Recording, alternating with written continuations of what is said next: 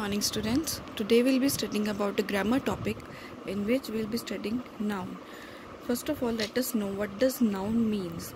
Now nouns, words which are used as the names of persons, animals, places or things are called nouns.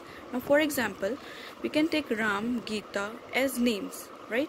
Then dog, lion, etc. as animals, India, Delhi, etc. as places, ball, etc. or as a things, right? Now nouns, which means like any person, the name of any person, place, thing or animal is considered as noun.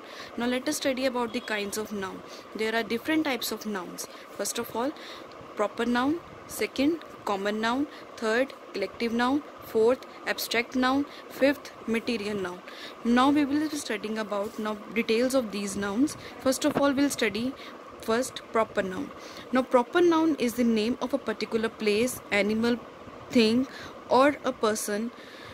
That means a particular means specific name like Mary, Tommy, London, Bible, Chetak, Russia, India, January, May, all the months. Any name which is mentioned about the name of a person, place, thing, a specific name is mentioned, that is called a proper noun. Now next is second one is common noun. A common noun names any person or a place. For example, the teacher teaches his pupils. Apples and mangoes are called fruit. Now here teacher, pupils, apples, mangoes, fruit is considered as a common noun. It doesn't have any proper name, so they are considered as a common noun. Now third one is collective noun. When a noun stands for a collection of a person or thing considered as one complete whole, it is called a collective noun. For example, the word army stands for a collection of soldiers. The word class stands for a collection of pupils. Now here army and class, they are both known as collective nouns because it is not named after any person, place or thing. They are named collectively. Like army, there are so many of soldiers, they are collectively named as army. When there are number of students sitting in the class, it is named as class, right? Fourth one is material noun. The names of a material from which things can be made, they are called material noun. Now for example, windows are made of glass, tires are made of rubber, shirts are made of nylon. Now here glass, rubber, nylon, they are termed as material noun. They are termed as material noun because they are taken as material.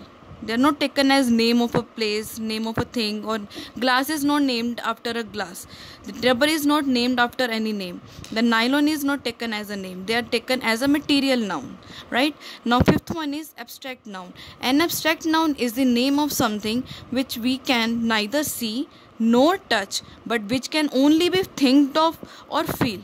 For example, hope, honesty, love, hatred, joy, pains, wiseness. Like here for example, we are taking there is a wiseness in the old man's advice. What is the length of this room?